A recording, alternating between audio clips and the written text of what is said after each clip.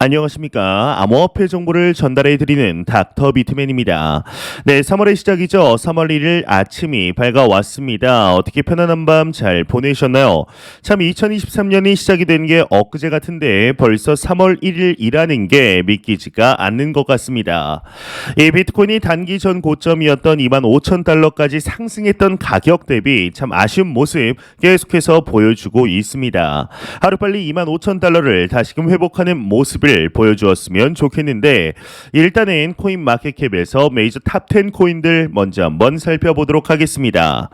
네, 일단 시가총액 1위의 비트코인의 경우는 전날 대비 0.74% 하락한 23,200달러대를 나타내고 있습니다. 2위의 이더리움은 0.97% 하락한 1,610달러, 6위의 XRP는 0.23% 하락한 0.37달러대를 나타내고 있는데요. 비트코인의 더미넌스, 이더리움의 더미넌스 각각 살펴보게 되면 42.3%, 18.7%를 나타내고 있습니다. 그렇다면 과연 선물 투자자분들은 현재 포지션 어떻게 나누고 있는지 롱숏 비율 한번 확인해 보도록 하겠습니다. 네, 일단 비트코인을 보게 되면 이제 숏 포지션이 52%로 우위를 점하고 있으며 이더리움의 경우는 롱 포지션이 51%, XRP의 경우는 숏 포지션이 83%로 우위를 점하고 있는데요. 그렇다면 미 주식은 어떻게 마무리됐는지 한번 확인해 보도록 하겠습니다. 일단 다우존스 지수의 경우는 마이너스 0.71% 하락했습니다. S&P 500도 0.30%, 나스닥 100 지수 0.13%, 나스닥 종합 지수는 0.10% 하락하며 마감을 하였습니다. 달러 인덱스를 한번 볼까요? 달러 인덱스의 경우는 플러스 0.30% 상승하였고 이 환율을 한번 보게 되면 환율이 1322원으로 전날 대비 조금 더 상승한 모습을 보여주고 있습니다. 네, 현재 크립토 마켓의 경우는 얼마 전 발표된 이 PCE 지수로 인해서 미국 경제가 탄탄하다. 그런데 인플레이션은 잡히지 않고 있구나라는 기조가 확고하게 되어서 이 다가오는 3월 FOMC에서 50bp의 인상론까지 대두되고 있는 상황인데 이로 인해 미국 증시와 더불어 암호화폐 시장까지 폭락을 하게 되었죠. 이 S&P 500 지수는 이번 주가 올해 들어서 가장 큰 낙폭을 보였다고 할 만큼 쉽지 않은 시간들 지속되고 있습니다. 작년 그렇게 하락했으면 된 거지 얼마나 우리를 힘들게 하려고 이러는 것일까요?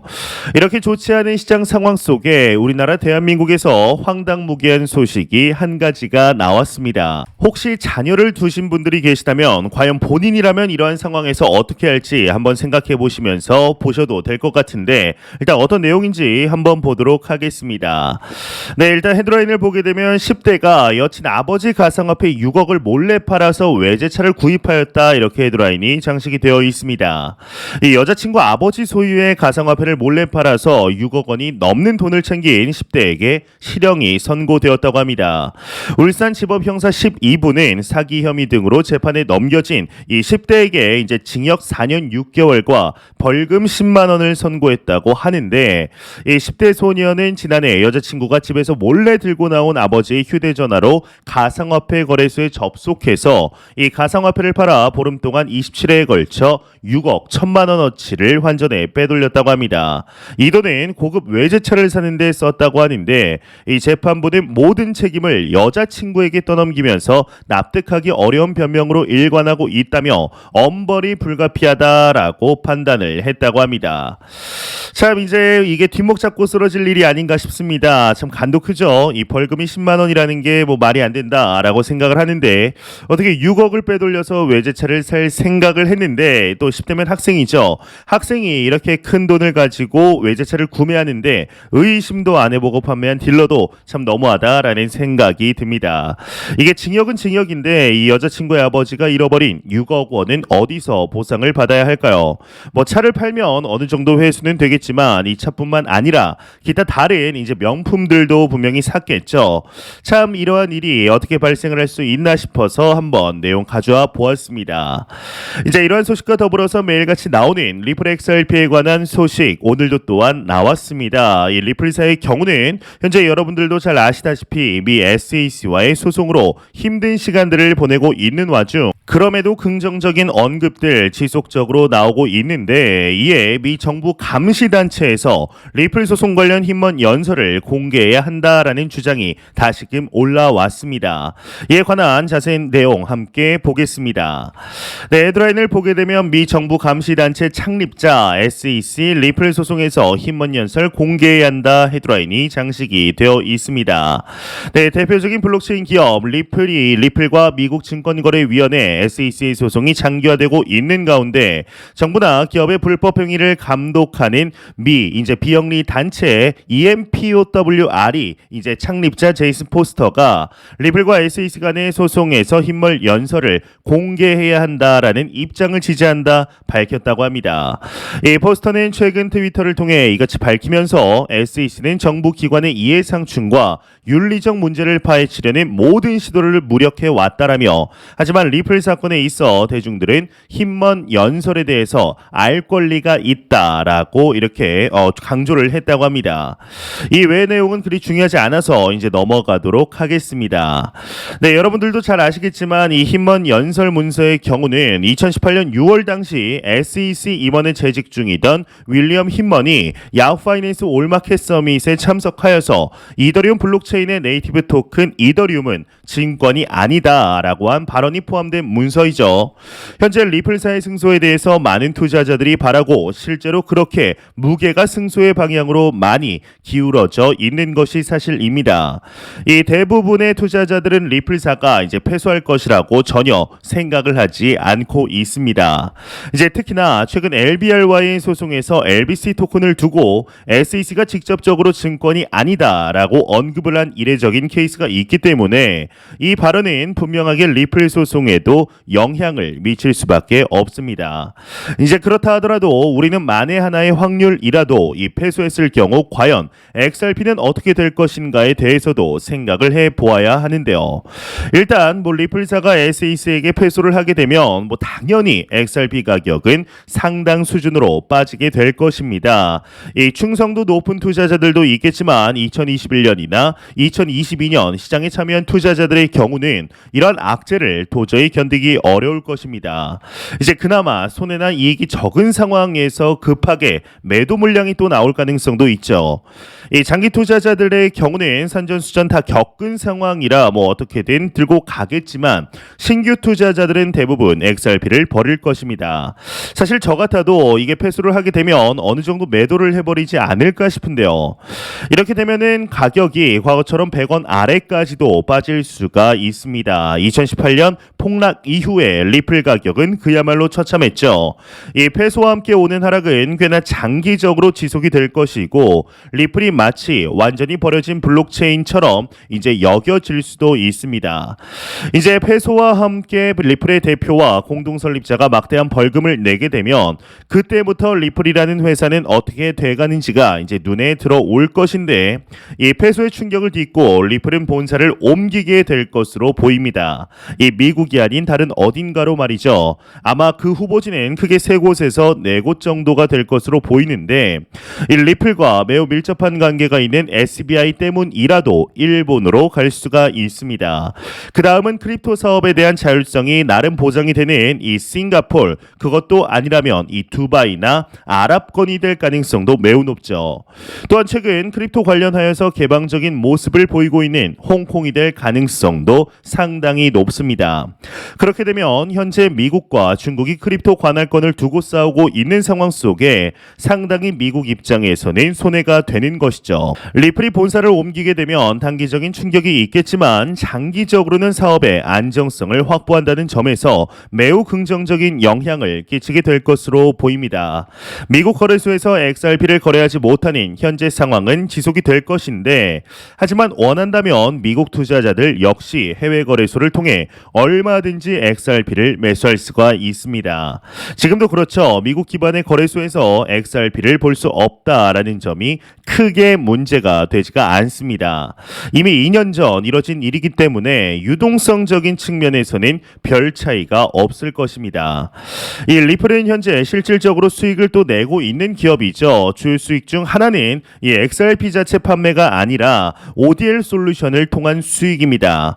실제 분기별 보고서가 발표될 때마다 ODL의 매출 상승은 매우 급격한데요. ODL은 국가와 국가 간 화폐가 이동할 때 XRP를 주고받는 중간의 거래소들을 이야기합니다. 이들 거래소가 있기 때문에 리플이 매출이 생겨나고 화폐가 빠르게 송금될 수가 있는 것이죠. 또한 이제 리플이 노리고 있는 또 하나의 핵심 사업은 CBDC입니다. 이 리플사의 경우는 CBDC 백서를 발표하게 되었는데 얼마 전 리플사의 경우는 CBDC 관련 프로젝트를 위한 이 블록체인 엔지니어 채용에 나서게 되었습니다. 리플사의 경우는 이미 CBDC를 위한 포석을 꽤나 오래 전부터 준비를 하였는데요. 이 부탄 왕립통화청의 CBDC 프라이빗 레저를 지원하며 2021년 9월 당시 부탄 중앙은행과의 파트너십을 통하여 리플 프라이빗 블록체인에 기반해 CBDC를 시범 테스트하게 되었습니다.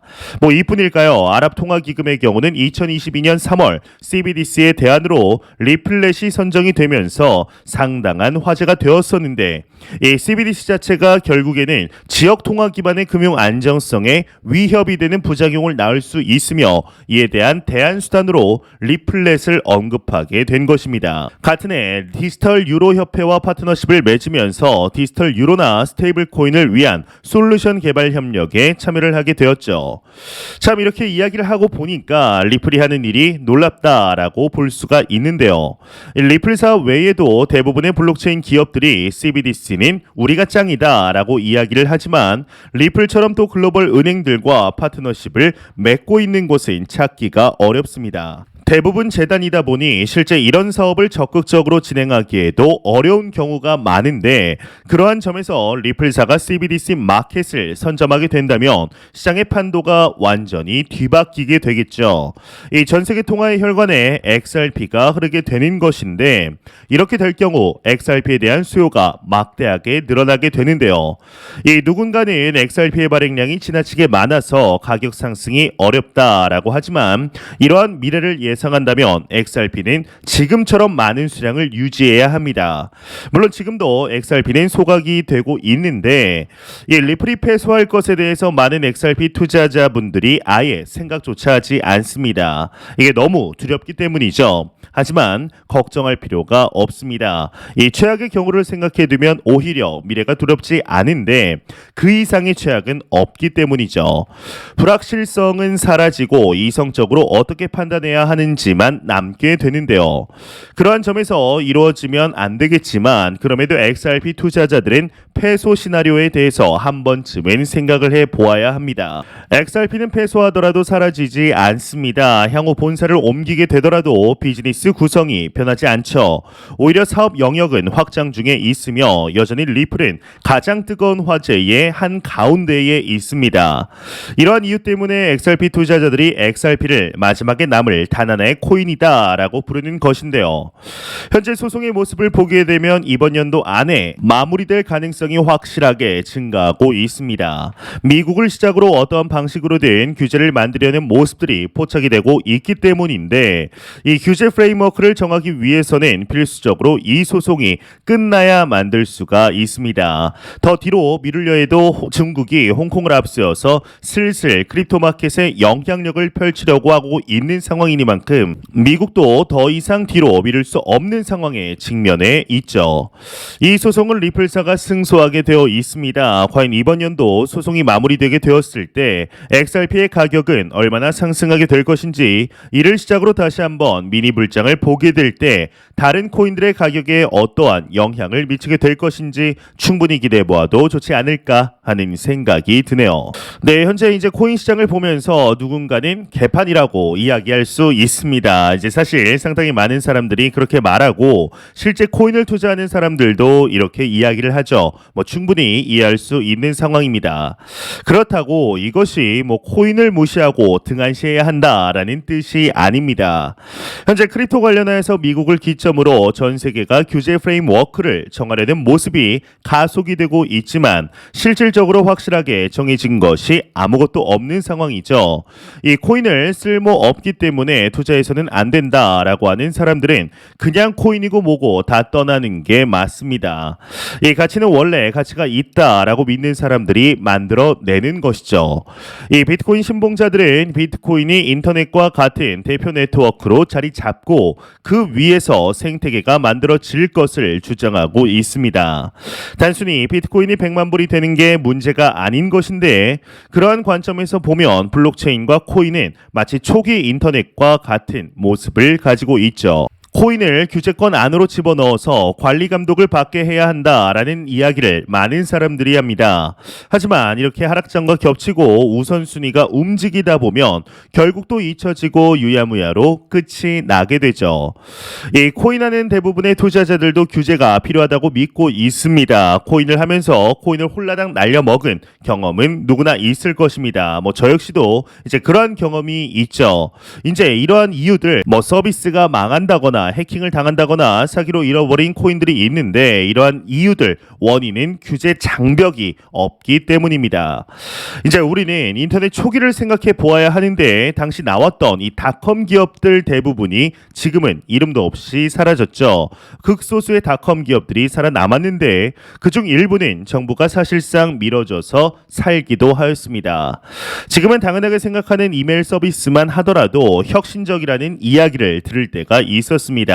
이 디지털 혁명이라 하였죠. 이 라디오에서 인터넷 뱅킹을 하느냐 마느냐를 놓고 싸우던 소리를 듣던 때가 있었는데요. 지금은 인터넷 뱅킹이 당연하지만 그때는 해킹의 위험이 도사린다, 법률 검토가 필요하다라며 어떻게든 안 하려는 의견이 우세하였습니다. 이 코인을 이야기하면 여전히 많은 사람들이 유용성을 이야기합니다. 서비스가 없는 상태에서는 인터넷도 쓸모가 없죠. 코인도 그에 맞는 서비스들 잘 갖춰지기 전에는 사실상 이런 공격을 계속해서 받을 수밖에 없습니다. 그래서 우리에게는 기회입니다. 사실상 인프라가 갖춰지고 있는 상태이며 그 위에 어떤 생태계가 만들어지는가가 중요합니다. 이 대표적인 서비스가 나오고 그게 일상에서 편리하게 이용되기 시작하면 게임은 끝났다라고 볼 수 있는데 그때 다시 코인으로 대규모 유입이 일어나게 되죠. 이제 선점하는 자가 선구자가 되는 것인데요. 현재 하락에 우리는 전혀 신경을 쓸 필요가 없습니다. 이제 매 영상 말씀드리지만 절대로 단기적인 시각으로 이 시장을 바라보지 마시고 장기적인 시각으로 또한 오랜 시간 동안 함께할 수 있는 여유 자금을 통하여 투자를 진행하시길 진심으로 바래 보겠습니다. 네, 제가 준비해온 소식은 여기까지입니다. 영상이 도움이 되셨다면 구독과 좋아요 그리고 광고 한 편만 처음부터 끝까지 시청 부탁드립니다. 이 채널은 오직 광고 수익으로 운영이 되게 됩니다. 항상 영상 시청해 주시는 시청자분들, 구독자분들 너무나 감사드립니다. 오늘 남은 시간 오늘 하루도 행복하게 보내시길 바라면서 저는 더욱 도움이 되는 영상으로 찾아뵙도록 하겠습니다. 지금까지 닥터 비트맨이었습니다. 감사합니다.